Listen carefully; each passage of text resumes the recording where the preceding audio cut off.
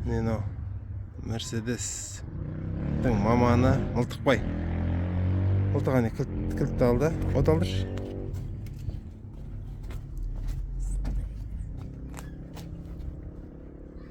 Ассалаумағалейкум, қайырлы күн достар. Бүгінгі біздің шығарылымда Мерседес 140. Жігіттер Алматыдан сатып әкеле жатырып, жолда от алмай қалыпты, өшіп қалған. Қазір осыған диагностикаға келіп жатырмыз, тексеруге. Қазір тексеріп көреміз, не болып тұрғанын. Бізбен бірге болыңыздар, лайк басып кетіңіздер, комментарий жазып жіберіңіздер. Видеоны аяғына дейін көріңіздер. Осы туралы видеоны толықтай шығаратын боламыз. Мынау эндоскоппен көріп жатырмыз. Екінші цилиндрді. Поршының беті суланған сияқты. Қазір гильзінің жиегін көрсетіп жіберейін.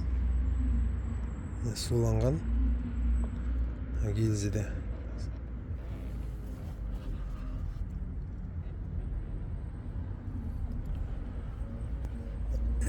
Клапанды көріп жатырмыз.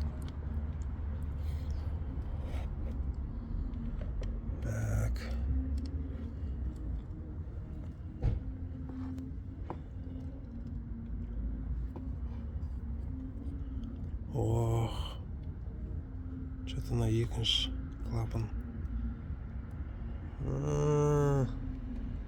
Мынандай жағдай болып тұр екен, оны көрдіңіздер ма? Екінші клапанның ауа шығаратын выхлопной клапаны өртеніп кетіпті. Диагноз осы болып тұр.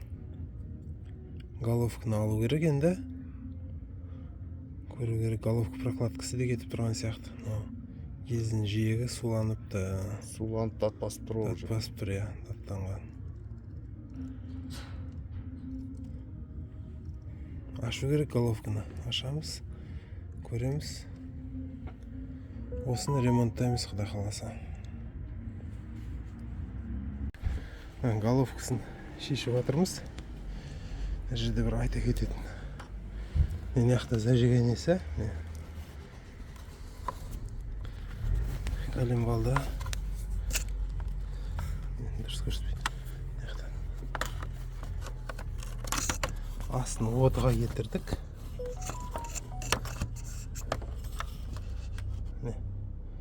Отыда тұр. Бұрын ашылған екен негізі өздерін әжеден былайынан метке қойған краскамен. Көрдіңіздер ме? Сосын екінші жағына да қойған. Бірақ бұның зажиганиясы дұрыс емес. Маған ұнамайды зажиганиясы. Яқта всастыка. Мына жерде тұр меткісі бір зуб жетпей тұрған сияқты. Ертең зажигания қойып атқан кезде көріп жібереміз. Заводской зажиганиясын. Қазір коллекторды шешіп қойдық. Енді алдын шешеміз. Сөйтіп аламыз, жоғары қарай көтереміз головканы. Головканы алдық, жоғары көтеріп, мына жерде прокладканың мына жерін жіберген екен. Салып атқан кезде бір удар болған ба мына жеріне. Мына жерлер күйген. Көрдіңіздер ме? Қарайып күйген. Екінші цилиндр. Сосын алтыншы цилиндрде жіберген. Алтыншы цилиндрде. Қазір головканы көрсетіп жіберейік.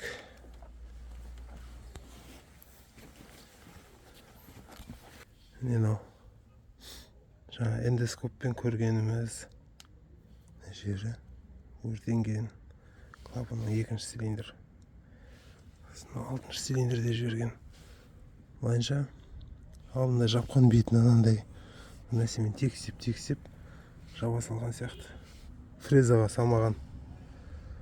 Енді бұзып фрезаға салып бетін тексеп клапан, бір клапанды ауыстырамыз.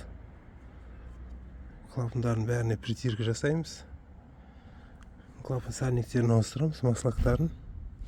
Сосын тағы бір көрсете кететін. Мына жердегі заглушка шырып кеткен, осы жерден соққан. Осыны ауыстырамыз. Бұл жерден ауада жіберген сияқты кішкене. Осыны таңғай келсе ауыстырып жіберу керек. Сөйтіп жинастырамыз. Осы кейінше жарайды головка. Жаратуға болады.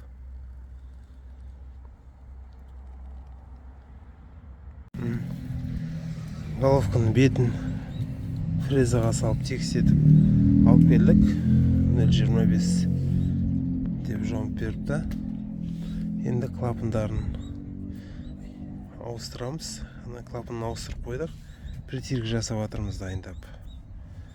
Құдай қаласа, осыны жабамыз енді. Мына жердегі заглушкасын ауыстырып қойдық. Іші шырып кеткен заглушкасын. Головка дайын болды. Қазір жинастырамыз. Гидрокомпенсаторлардың бәрін орнына салып жинастырып, осыны оталдыруға тырысамыз. Алдағы уақытта қазір мына шпилькалер көп менен сұрақ сұрайды. Головканың болттарын, шпилькалерін қалай тартасын деп. Сол жөнінде дұрыстап түсіндіріп өтіп кетемін. Динамометрический ключпен тартасын ба, басқаша қалай тартасын деп. Соны көрсетемін қазір. Коллектордың, воздушный коллектордың сальниктерін алып салып жатырмыз. Қазір орнынан мынандай жаңасын салып жатырмыз.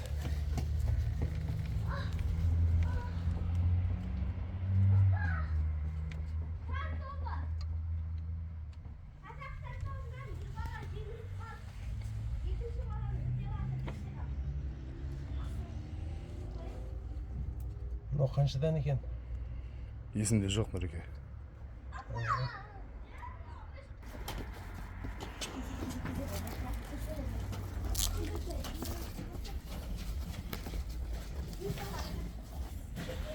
Виктор Ренс деген головка прокладка. Бұл да под оригинал жүреді негізі. Мынандай кітабы болады бұның да. Қалай тартылатыны, қандай немен. Оригинал прокладка бұл да.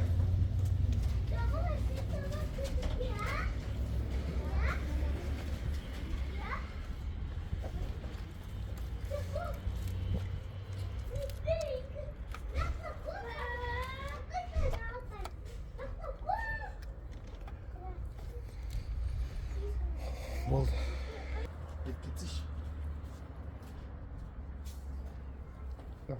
Нет, пожалуйста. Ты не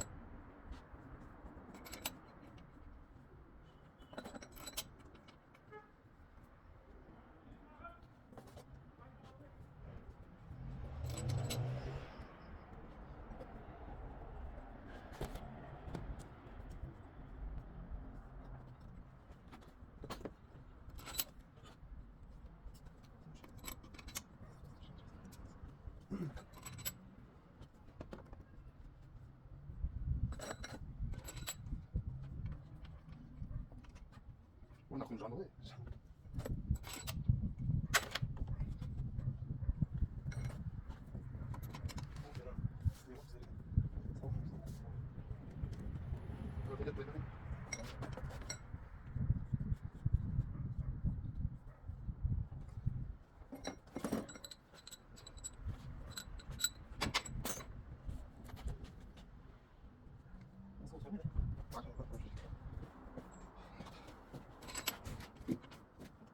Bir şpilki yok mu acaba?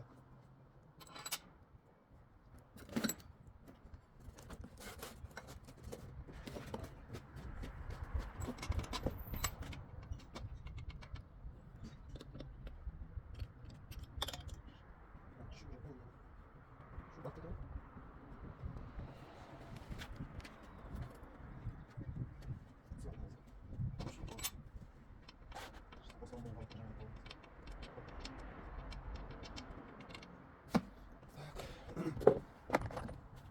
Aldım çıktı.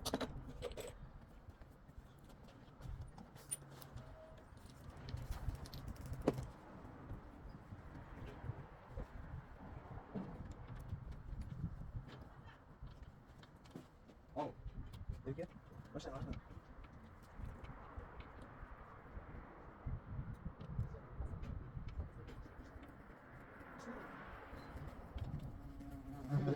Al. Al. Al.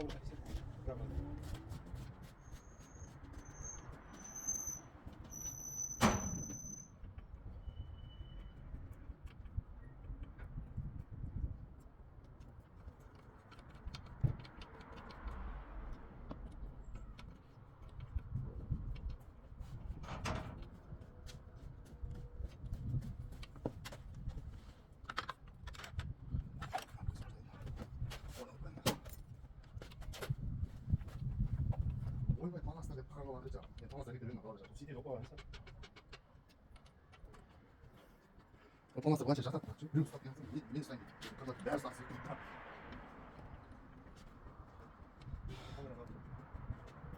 Жаңағы қалтадан да түсіреміз, а? Осыны шыққан қайда. Сен түсіріп қойшы онда? Иә, қосып қой.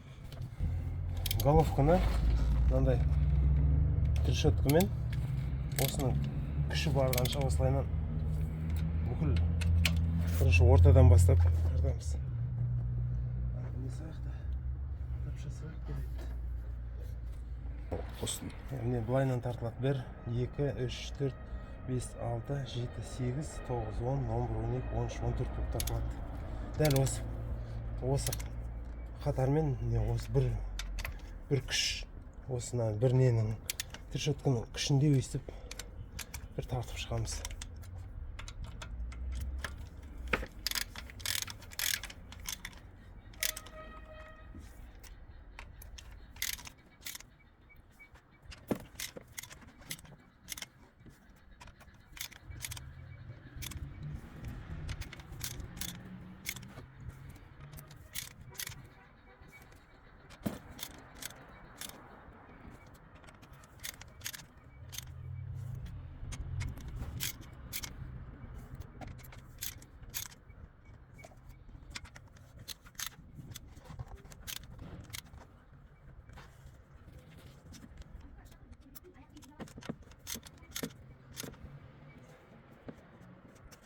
Осылайынан бір тартып болғаннан кейін дәл осы күшпен қайтадан бір тексеріп шығамыз бәрін. Тексеп.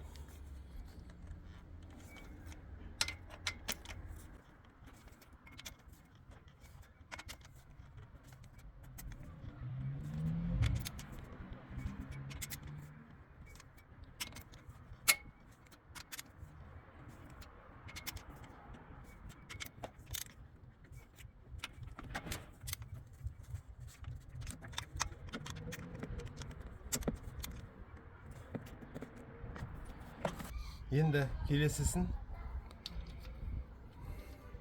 дәл осылайынан ұстап.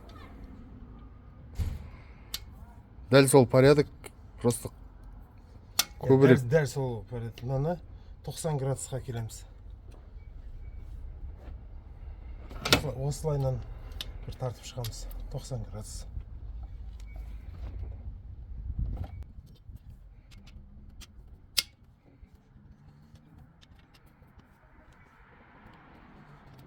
Айналдырып жүрем ғой.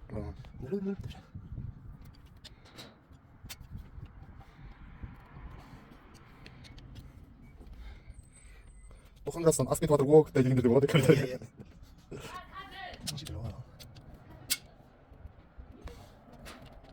Бұрын автобазда істеп жүрген механик. Үш рет тыңқ еткенше тасыңдар дейтін еді ше.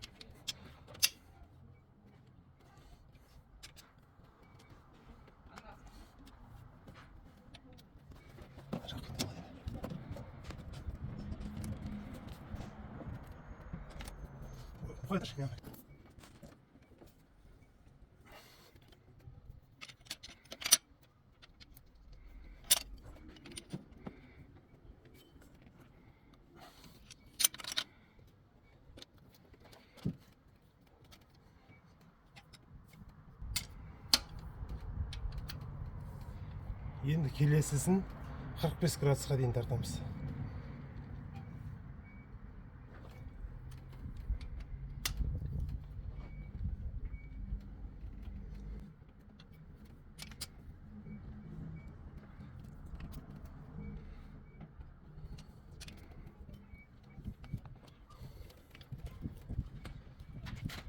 Бұрын бір головка жапқанымызда головканың беті қатты ауырып кетті да.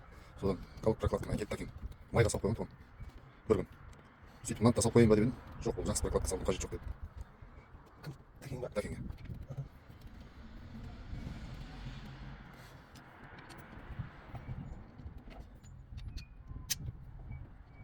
Өзінің майы болады, өзі майдан тұрған прокладка дейді.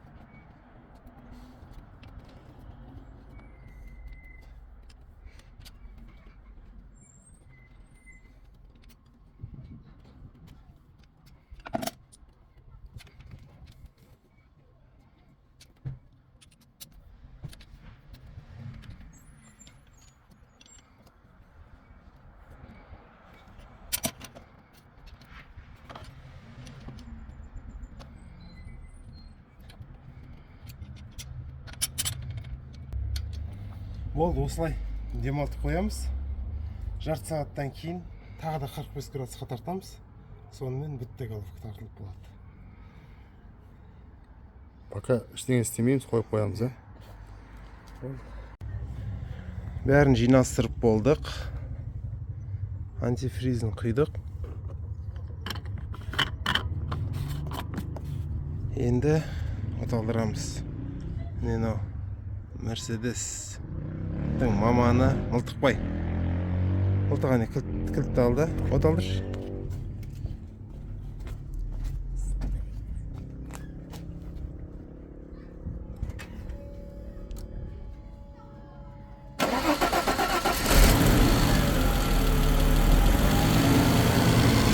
Оталды. Сейчас әбден қыздырып көреміз, пока температура көтерілген жоқ. Енді оталып жатыр. Суы қаншада? Әлі көтерілмепті, 40-та тұр, Обороты бәрі тамаша жұмыс жасап тұр.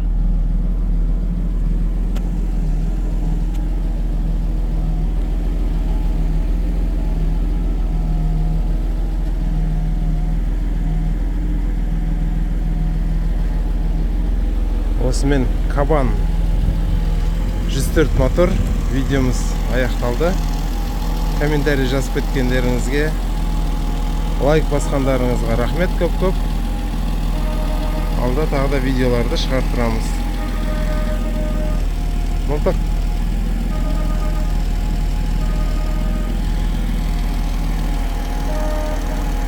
Ей, мына Кабанның дауысы бөлек,